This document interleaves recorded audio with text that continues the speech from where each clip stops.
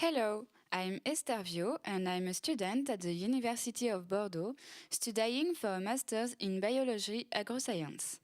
Today, I'm going to tell you a story about how a major public health concern, obesity, can impact the memory. Let's start from the beginning.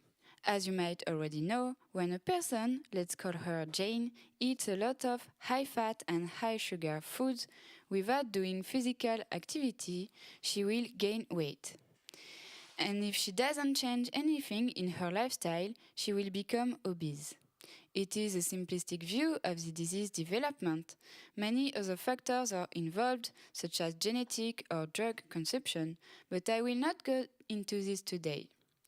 Now, I'm sure that you are wondering at which stage a patient isn't overweight but obese. In fact, obesity is defined by an index that depends on the height and the weight of a patient. It's the body mass index, or BMI.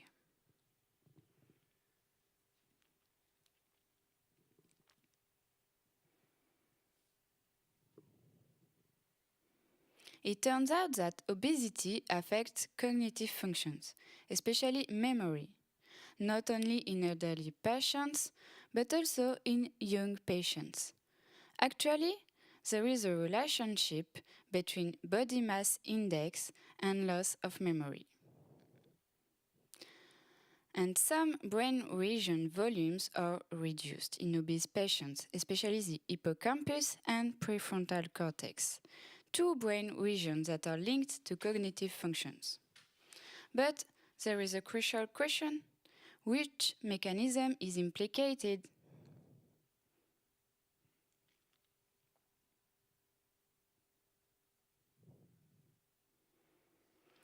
An American team studied the effect of a high-fat diet on memory, brain morphology, and synaptic markers in rats. Synaptic markers are related to synapses, the connection between neuronal cells. The study has not only shown that this diet alters the cognitive function of rats, but also that in pyramidal neurons, the apical dendritic density is reduced. A neuronal cell receives excitatory and inhibitory signals from its dendrites via synaptic connections. So the dendritic density is particularly important for the functional activity of a neuron. In the brain of these rats, synapse losses were localized in specific regions: the prefrontal cortex and the perirenal cortex, another region linked to a particular cognitive function. What those results suggest is that a high-fat diet leads to an impaired cognitive function by an alteration of synapses in rats, and it would be very interesting to study this mechanism in humans.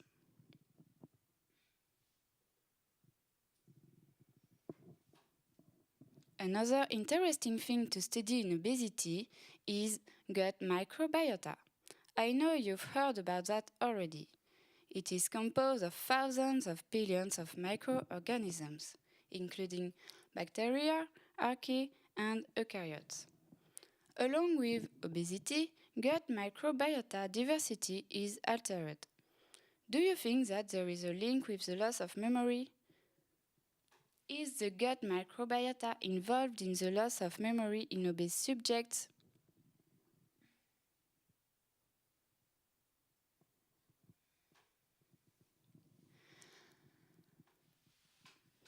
Many scientists believe it is. To analyze the gut microbiota, a Spanish team recovered feces of healthy subjects and used a meta-transcriptomic approach in order to know what genes are expressed by the gut microbiota in normal conditions. They have shown that microbiota helps us to break down dietary fibers. They degrade these huge biomolecules into mono and disaccharides that our intestine can absorb. Now you know that your gut microbiota is your best friend, but it could become your enemy.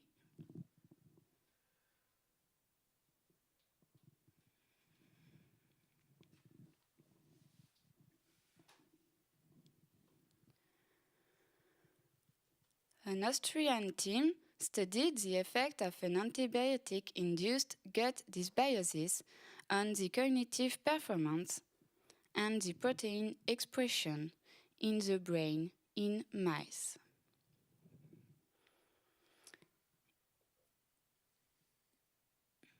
It transpired that memory was impacted, and several changes occurred in the expression of proteins in the brain.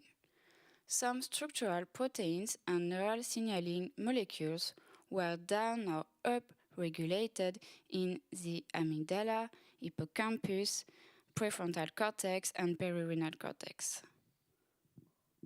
What those results suggest is that an alteration of the gut microbiota induces an impairment in memory and a dysregulation of cerebral signaling molecules in mice.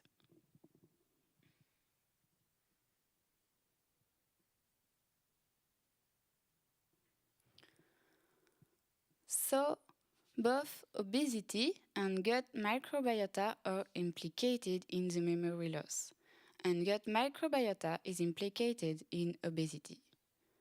However, many questions remain for the future. Is a gut microbiota profile associated to memory impairment in humans? What are the cellular and molecular mechanisms involved in humans? Is it reversible? Thank you for watching.